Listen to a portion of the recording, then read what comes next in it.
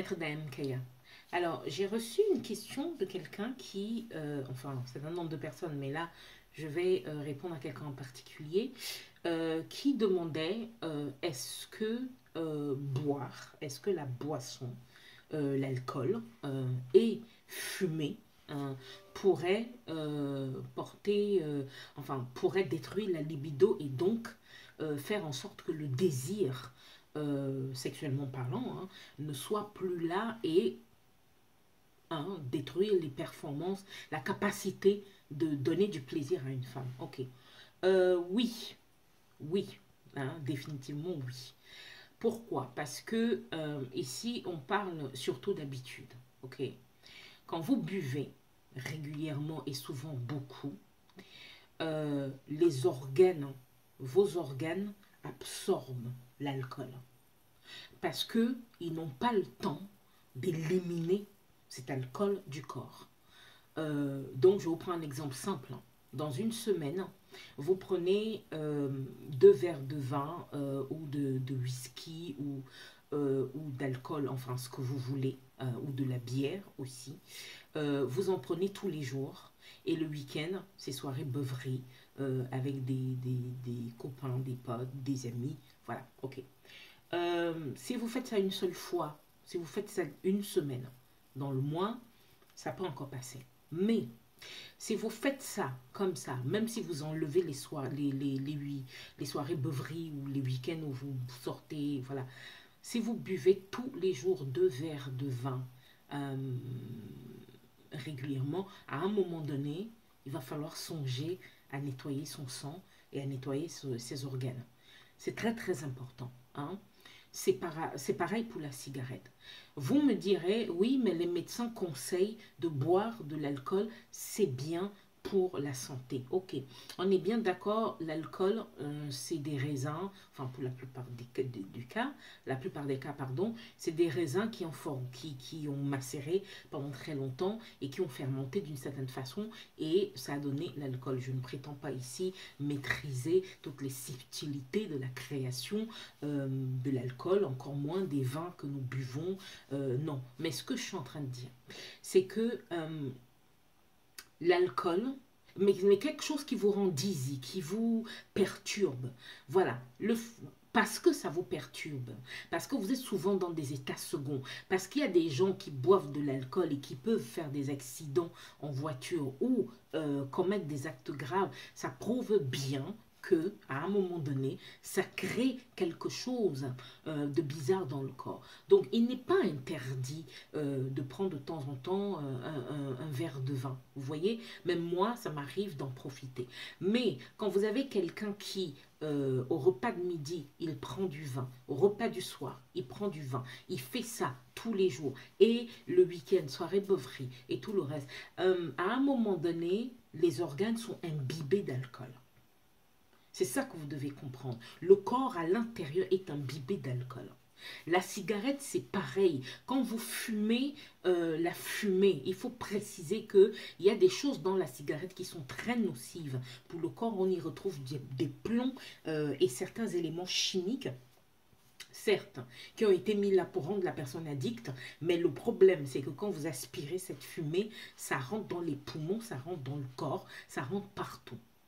Certaines personnes vont vous dire, oui, mais si tu fumes, tu peux mourir du cancer des poumons, mais ça n'a pas que ça comme incident. Il y a des personnes qui n'ont jamais fumé, qui ont pourtant le cancer de poumons, parce qu'il faut quand même le répéter ici. Le cancer est une maladie auto-immune, c'est-à-dire que le corps s'attaque contre lui-même. Donc, voilà, ce que je précise donc, c'est que pourquoi ça affecte la libido et pourquoi quand c'est pas contrôlé ou que c'est trop régulier et que pendant tout ce temps on ne prend pas des pauses pour nettoyer le sang.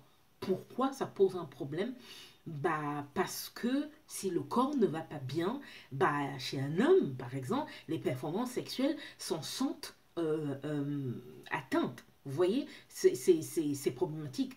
Et les performances chez la femme, on peut avoir des sécheresses du vagin ou d'autres problèmes liés au fait que on boit de l'alcool, beaucoup. Vous comprenez? Donc ici, je sais que certaines personnes vont me dire, mais oui, mais moi je prends un verre de vin par jour. On ne peut pas dire que je bois beaucoup trop d'alcool. Moi je dis, même si vous prenez un verre de vin par jour, au bout de quelques temps, un mois, 2 mois, songez à arrêter et nettoyer votre sang et vos organes.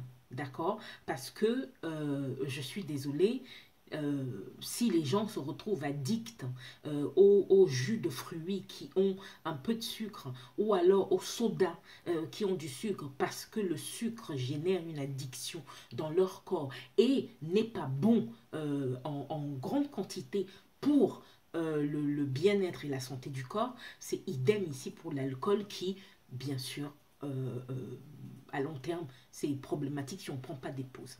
Maintenant, comment on fait pour se nettoyer? C'est très très simple en réalité.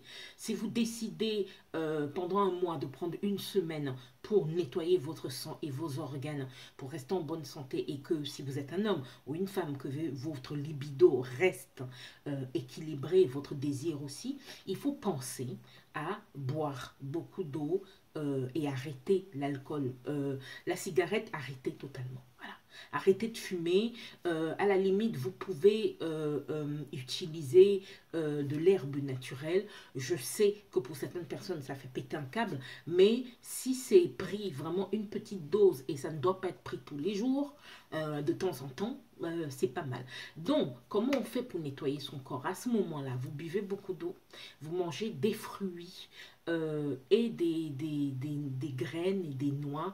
Vous faites vraiment ce genre de choses, vous voyez, vous faites du sport, c'est très important parce que il faut nettoyer le sang, certes, en buvant de l'eau, en renouvelant l'eau du corps, puisque le corps est fait à plus de 70% d'eau, mais il faut en même temps suer pour permettre au corps de faire sortir les mauvais éléments qu'il a besoin de faire sortir. Vous comprenez? Pour ça, il est important de faire du sport.